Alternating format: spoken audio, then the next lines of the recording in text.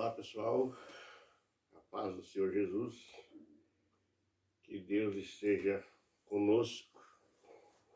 Hoje é dia 9 de agosto de 2022. Faz dias que eu não gravo um vídeo para o meu canal, mas hoje eu resolvi aqui gravar um vídeo curtinho aqui, falando sobre Malaquias capítulo 3, versículo 18, a respeito das diferenças que o próprio Deus quer que a pessoa cristã tem da pessoa que não segue a palavra do Senhor. Então aqui em Malaquias capítulo 18, aliás capítulo 3, versículo 18, diz assim, ó: então vereis outra vez a diferença entre o justo e o ímpio, entre o que serve a Deus e o que não o serve. Então Deus, ele quer e tem que ser assim, porque as pessoas escolhidas por Deus, as pessoas que Deus quer que esteja junto com Ele no seu reinado, ao seu lado, governando com Ele, reinando com Ele, porque Deus, Ele enviou Jesus aqui na terra, para separar um povo. Até a palavra santo, né, que a gente fala santo, aquela pessoa lá é santa, aquele outro lá é santo. A palavra santo, ela significa, a tradução da palavra santo para o português é separado. Pessoa separada, separou aquela pessoa do resto dos outros povos, do ser humano, ele foi separado. Então a palavra santo significa que a pessoa não está mais de comum acordo com as ideias, ideologias, os pensamentos, as atitudes das outras pessoas do mundo.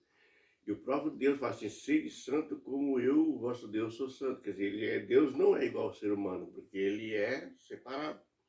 Jesus não era igual ao ser humano, porque Jesus tinha ali as suas ideias formadas, né, o seu conceito, e ele veio para arrecadar, arrebanhar, que nem diz a Bíblia, granjear, ganhar almas que estavam no mundo das trevas, no reino das trevas, para o reino de Deus, que é o reino da luz, né?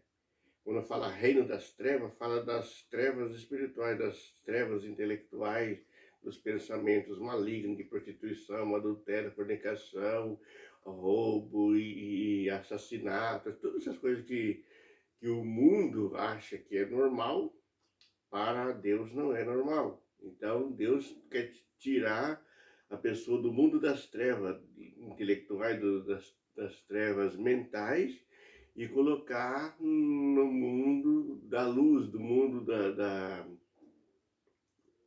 digamos assim, da verdade. O próprio Jesus falou assim que ele é o caminho, a verdade, né, e a vida, ele cumprimenta. Então tira do mundo da ilusão, do mundo das trevas, que é ilusão, que é mentira, que é falsidade, é falso, é um mundo fake, né, com as ideologias, as suas ideias, os seus ensinamentos, né? Olha só o ensinamento do secular, o ensinamento do mundo de Aná. As pessoas, as crianças, os filhos na escola, eles vão ensinar que o homem veio do macaco, né? Isso aí é o mundo fake, é o mundo das trevas, né? A teoria da evolução, né? De Charles Darwin, eles pregam isso aí. Só que eles não pregam que Charles Darwin se converteu também ao cristianismo, né? E quando foi lá voltar lá na universidade falar que ele tinha conhecido a verdade, eles não aceitaram o ensinamento dele, só aceitaram quando ele estava no mundo das trevas. Mas quando ele veio para o mundo da luz, que ele se converteu no leito de morte, Deus deu uma chance para ele, ele voltou e quis, né, falar para as autoridades que ele estava errado e eles não aceitaram. Aceitaram a mentira, mas não aceitaram a verdade. Então, no mundo das trevas espirituais, das trevas mentais, das trevas de intelectuais, do intelecto da pessoa, ensinando as mentiras, as ilusões, as teorias, que até hoje fica só em teoria, nunca é confirmado, as pessoas é ensinada desde pequeno. E depois, de grande, aí vai querer saber a verdade e ver que a verdade é Jesus Cristo.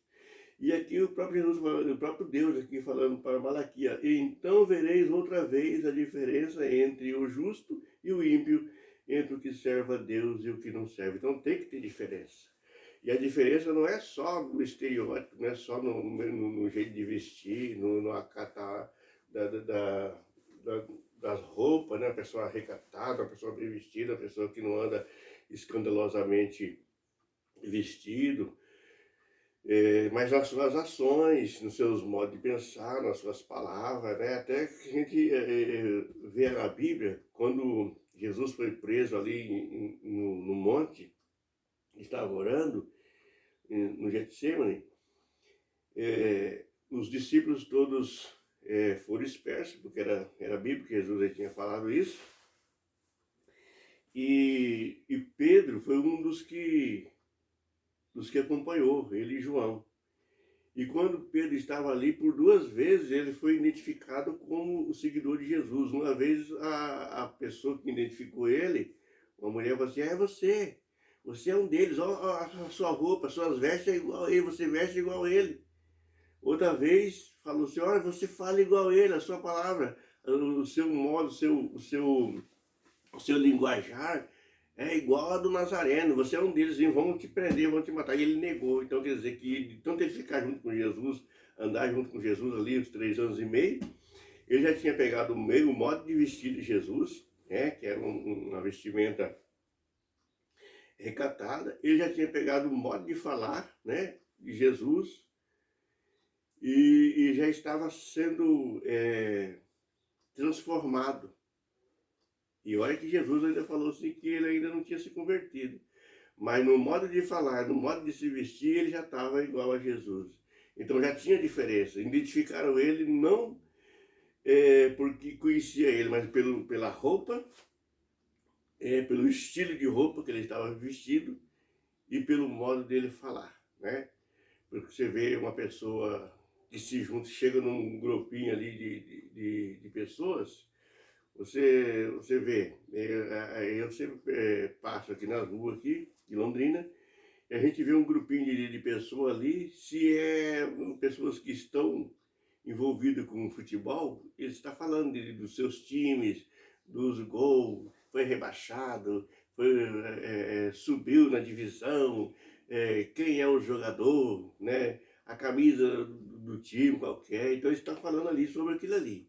Se é pescador, tá falando do peixe, tá falando da represa, tá falando do rio, onde é que dá mais peixe, qual é a linha que aguenta mais, que sustenta mais, que pega que é melhor para pescar, a vara, o caniço ali, ou a rede, ou a tarrafa, tá envolvido ali com botes, né?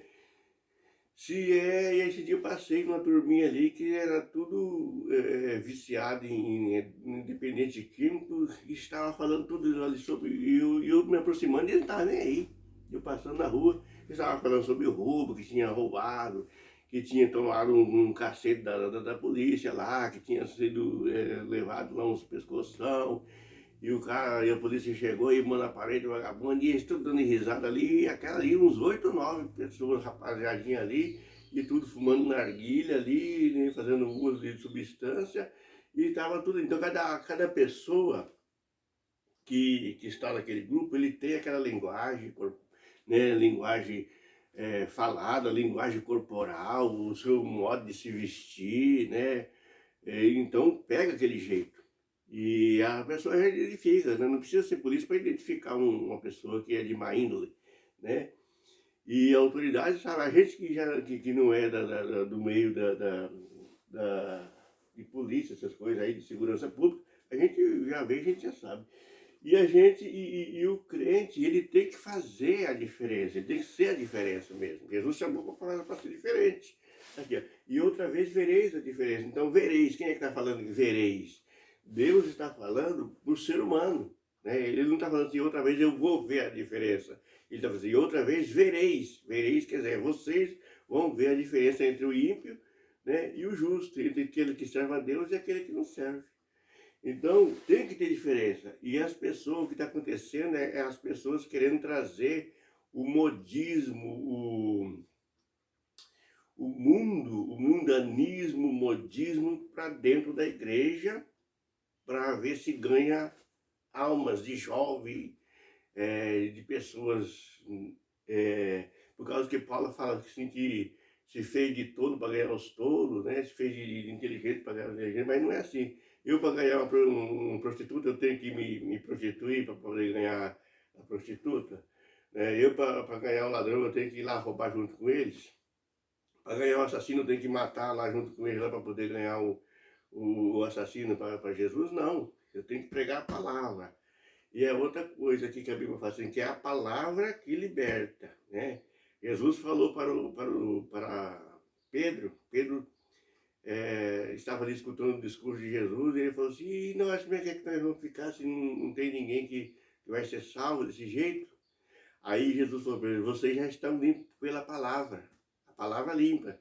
Então, de tanto você ficar ouvindo a palavra de Deus, lendo a palavra de Deus, convivendo com pessoas de Deus, então você vai, a palavra vai lavando, vai limpando a mente, a pessoa vai não é lavagem cerebral, vai limpando mesmo o coração, limpando as mágoas, porque isso aí é coisa do Espírito Santo. Você leu, você guardou na mente, você entendeu, passa a praticar aquilo ali, você está liberto, né? Não é lavagem cerebral, que nem a esquerda, que nem o satanista fala que a Bíblia faz uma lavagem cerebral. Não faz lavagem cerebral. O que faz lavagem cerebral é esoterismo, religiões satânicas, essas coisas envolvidas com hipnose, com cartomancia, essas coisas. Você faz uma lavagem cerebral e a pessoa fica débil mental, fica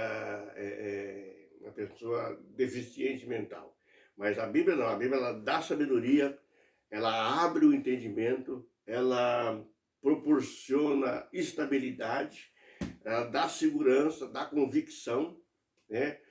Você pode pregar para um mendigo, se ele se converter, nunca mais ele volta para aquele estado deplorável de mendigaria, de mesquinharia, de necessidade, de doença, de possessão, porque ele se levanta uma nova criatura, Deus dá uma diferença na vida dele, que vai se cumprir aqui o que está escrito. E outra vez vereis a diferença entre o justo e o ímpio, entre o que serve a Deus e o que não serve.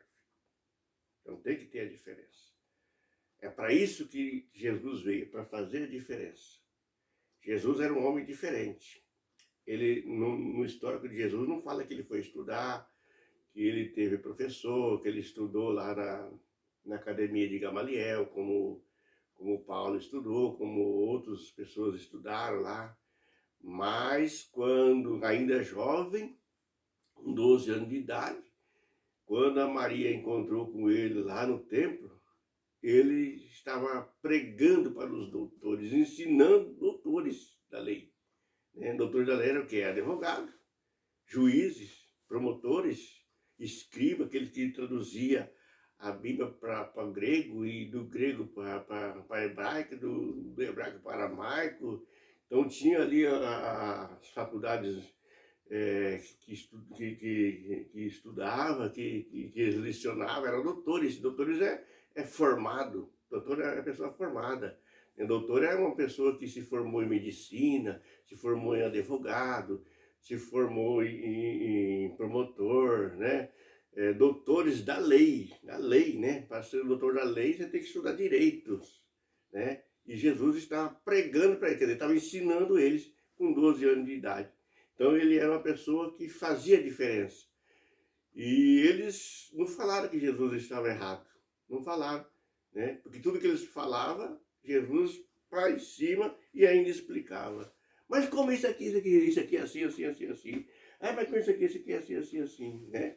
Até aquele dia que pegaram aquela mulher em ato de adultério, chegaram lá os doutores da lei, os advogados, os escribas, os especialistas da lei, falaram, na lei de Moisés, ele instrui, ele nos manda a matar, matar. É a pena de morte, já tá julgado, não tem nem que estar indo para julgamento, está julgado. Pegou em adultério, matou. Mas tinha um salvo-conduto, né?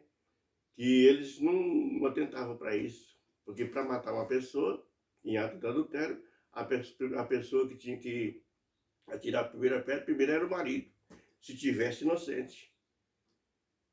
E nesse caso ali, nem o marido estava, só estava a mulher e nem o cara que ela estava adulterando com ele não estava. No caso, tinha que ser os dois, para ser mortos os dois, porque ninguém vai adulterar sozinho, né? Então pegaram só a mulher. Então, a pessoa que poderia atirar a primeira pedra era uma pessoa inocente e tinha que ser o marido ou a esposa que tinha sido traída e nenhum dos dois estava ali, né? Nem o marido que estava sendo traído, se estava ali também estava em pecado, e nem o cara que estava em adultério com ela também não estava ali, porque já estava em falha, a lei já estava falha ali. E Jesus falou, então, pessoa que não tiver nenhum pecado, atira a primeira pedra. Era o cumprimento da lei. Por isso que eles saíram correndo. Então Jesus sabia muito mais do que Jesus era diferente. Então, outra vez vereis a diferença entre o que serve a Deus e entre o que não serve. Então, para você ser uma pessoa de Deus, para ser um pregador do Evangelho, no mínimo, você tem que saber o máximo que puder da palavra de Deus, porque um dia, qualquer dia, eles irão te confrontar na palavra de Deus e vão querer saber, porque os ímpios, eles não querem obedecer. Os ímpios não querem obedecer, mas eles querem pegar a pessoa na palavra de Deus, no requisito de oferta, de dízimo, de santidade. Eu mesmo tinha um colega meu que morreu no mundão, e toda vez que a gente olha, que eu encontrei, desde 96 eu encontrava com ele, e todas as vezes que encontrava com ele, ele falava, eu vou tomar uma cervejinha ali, mas você não pode, né? Você é evangélico, você não pode. Eu vou fazer tal coisa, mas você não pode. Eu falei, não, você também não pode. Não é por causa que você não serve a Deus que você está liberado para matar, para roubar, para destruir, para fazer. Não, todo isso aqui não é só para evangélico, é para todo ser humano. O ser humano que faz isso, ele está fora da palavra de Deus. Não é que está liberado para ele roubar, matar e destruir e fazer tudo quanto é coisa que o mundo oferece, porque ele não serve a Deus, não está liberado, né? Então as pessoas que servem a Deus, então eles se afastam o máximo que puder dessas coisas do mundo. Aí vai estar a diferença.